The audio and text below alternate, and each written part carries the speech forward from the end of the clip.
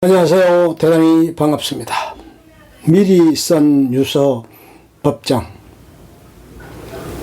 죽게 되면 말없이 죽을 것이지 무슨 구구한 이유가 따를 것인가.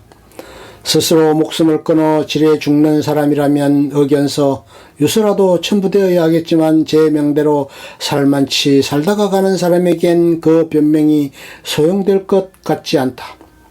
그리고 말이란 늘 오해를 동반하게 마련이다.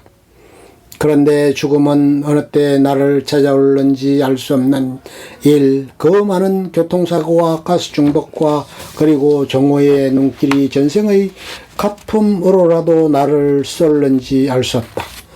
우리가 살아가고 있다는 것이 죽음 쪽에서 보면 한 걸음 한 걸음 죽어오고 있다는 것임을 상기할 때 사는 이런 곳, 죽음이 언제 어디서 내 이름을 부를지라도 내 하고 선뜻 들고 일어설 준비만은 되어 있어야 할 것이다. 그러므로 나의 유서는 남기는 거리기보다 지금 살고 있는 생의 백서가 되어야 한다. 그리고 이 육신으로는 이례적일 수밖에 없는 죽음을 당해서도 실제로 유서 같은 걸 남길 만한 처지가 못 되기 때문에 편집자의 청탁에 산책하는 기분으로 따라 나선 것이다. 누구를 부를까? 유서에는 누구를 부르던데 아무도 없다. 철저하게 혼자 했으니까 설사 지금껏 귀해 성겨운 부처님이라 할지라도 그는 결국 타인 이 세상에 올 때에도 혼자서 왔고 갈 때에도 나 혼자서 갈 수밖에 없으니까 내 그림자만을 이끌고 휘적휘적 일상의 지평을 걸어왔고 또 그렇게 걸어갈 테니 부를 만한 이웃이 있을 리 없다. 물론 오늘까지도 나는 멀고 가까운 이웃들과 서로 의지해서 살고 있다. 또한 앞으로도 그렇게 살아갈 것이다. 하지만 생명 자체는 어디까지나 개별적인 것이므로 인간은 저마다 혼자일 수밖에 없다. 그것은 보랏빛 노을 같은 감상이 아니라 인간의 당당하고 본질적인 실존이다. 고리를 뚫고 환희의 세계로 지향한 베토벤도 말한 바 있다. 나는 인간의 선의지 이것밖에는 인간의 우월성을 인정하고 싶지 않다. 온갖 모순과 갈등과 정오의 살육으로 뒤범벅이 된 이 어두운 인간의 촌락에 오늘도 해가 떠오르는 것은 오로지 그 선의지 때문이 아니겠는가. 그러므로 세상을 하직하기 전에 내가 할 일은 먼저 인간의 선의지를 저버린 일에 대한 참회다.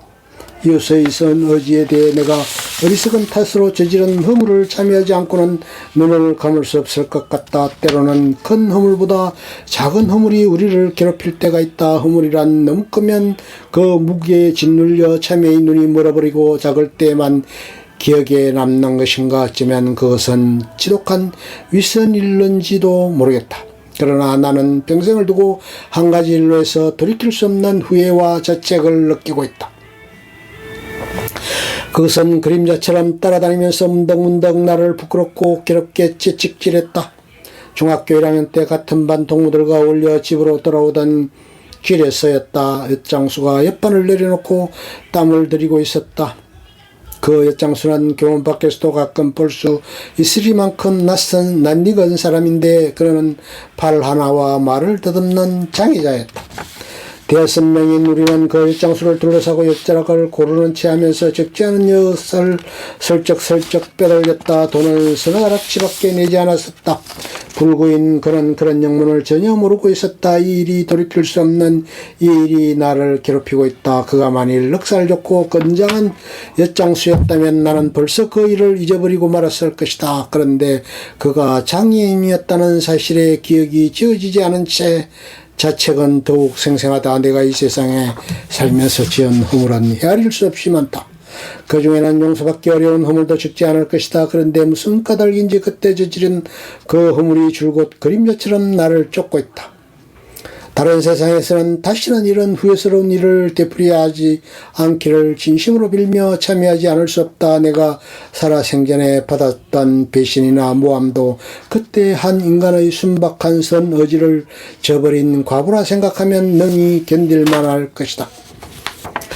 날카로운 면도날을 밟고 가기 어렵나니 현자가 이르기를 구원에 얻는 길 또한 이같이 어려우니라. 우판이 사드의 이 말 있음을 충분히 이해할 것 같다. 내가 죽을 때에는 가진 것이 없으므로 무엇을 누구에게 전한다는 번거로운 일은 없을 것이다. 본래 무일푼은 우리들 사문의 소유관념이니까 그래도 혹시 평생에 즐겨 읽던 책이 내 머리맡에 몇 권 남는다면 아침 저녁으로 신문이어하고 나를 찾아주던 그 꼬마에게 주고 싶다. 장례식이나 제사 같은 것은 나의 소용없는 일. 요즘 중들이 세상 사람들보다 한술 더 거창한 장례를 치르고 있는데 그토록 번거롭고 부질없는 금은의식이 만약 내 이름으로 행해진다면 나를 위로하기는커녕 몹시 화나게 할 것이다. 평소에 식탁처럼 간단명료한 것을 즐기는 성미니까 내게 무덤이라도 있게 된다면 그 차가운 빛돌 대신 어느 여름날 아침부터 좋아하게 된 양귀비꽃이나 해바라기를 심어달라 하겠지만 무덤도 없을 테니 그런 수고는 끼치지 않을 것이다. 생명의 기능이 나가버린 육신은 보기 흉하고 이웃에게 짐이 될 것이므로 조금도 진짜 것 없이 없애주었으면 고맙겠다. 그것은 내가 벗어버린 헌옷이니까 물론 옮기기 편리하고 이웃에게 방해가 되지 않는 곳이라면 아무데서나 다비해도 무방하다. 사리 같은 걸 남겨 이웃을 귀찮게 하는 일을 나는 절대로 하고 싶지 않다. 육신을 버린 후에는 훨훨 날아서 가고 싶은 곳이 꼭 한 군데 있다.